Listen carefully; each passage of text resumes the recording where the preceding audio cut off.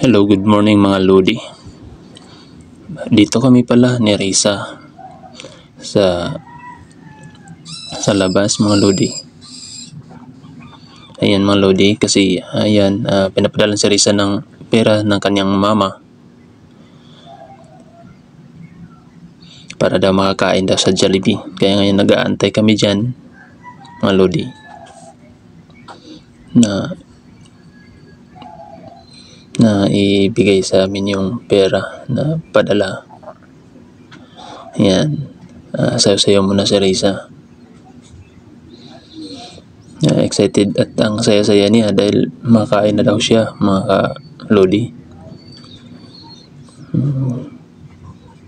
Talagang masayahin talaga si Risa mga Lodi. Ayan mga Lodi, nasa mga Lodi, nasa Jollibee na po siya mga Lodi.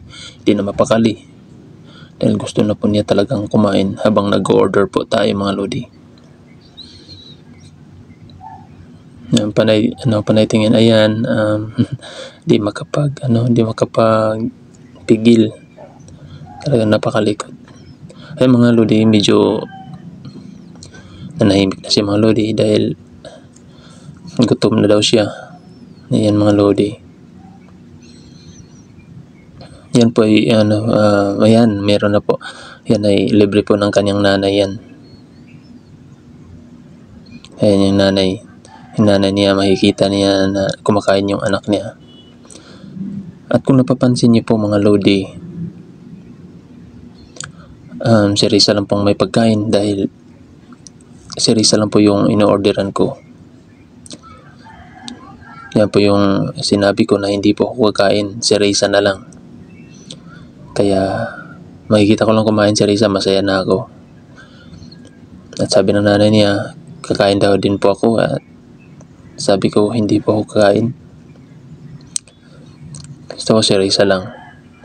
Kaya ang katotohanan mga Lodi, ay ko po talagang kumain dahil nakikita ko pong sobrang hirap talaga po yung nanay ni Risa sa ibang bansa. Hirap ng trabaho. Halos di na makakain. Puro trabaho na lang. Hindi ko po masikmura. And sabi ko sa kanya, si Risa lang pakainin ko. Masaya na ako basta makikita ko masaya si Risa. Ayan, bumanat si Risa. Nagmumukbang si Risa. Yan ay libre po ng kanyang nanay. Yan, medyo napaisip nga po ako sa sarili ko. Kung kaya ko lang sana mga ibang bansa, ako lang sana. Bakit yung mama pa ni Risa? Ganun pa man guys. Ayan, masaya na rin ako. Salamat mama, love you. Salamat mama, love you. Kaya yun guys, sinabi ko na ito, sinabi ko sa nanay ni Risa na ito pumain na si Risa.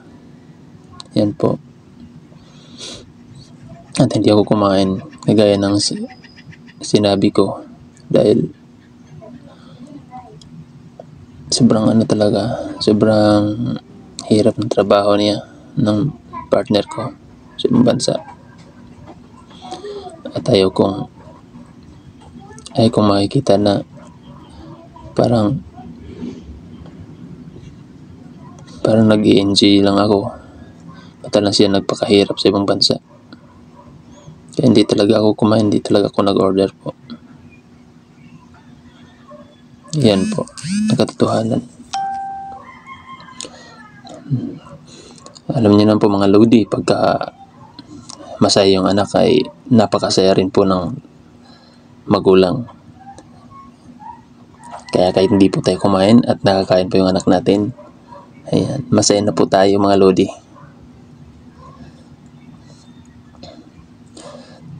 Ayan, busy po ang aking anak sa kakain. Ayan mga Lodi, tapos na po mga Lodi. Nanahimik na po si Risa dahil busog na. At sabi niya, salamat daw po ng kanyang mama dahil pinakain daw po siya nung pagkatapos niyang kumain. Ayan mga Lodi. So yan po mga Lodi, kung nagustuhan niyo po ang aking story mga Lodi, paki-share naman po at paki-like. At huwag kalimutan i-follow mga Lodi para sunod lagi kayong updated.